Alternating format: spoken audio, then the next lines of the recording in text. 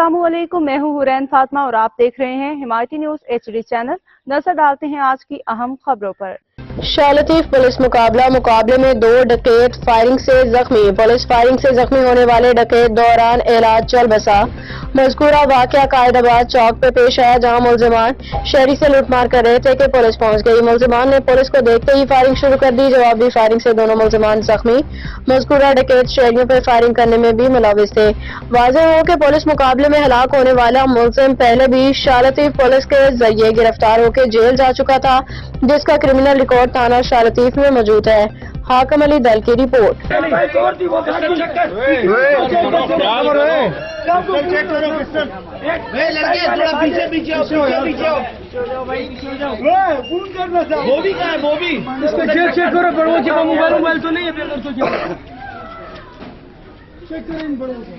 मैं माँ को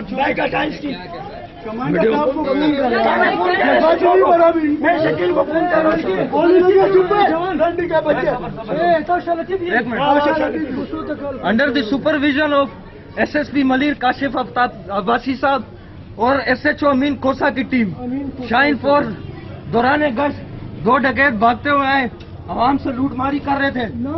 इनको जख्मी किए, हाथ किए और इनको पकड़ लिया।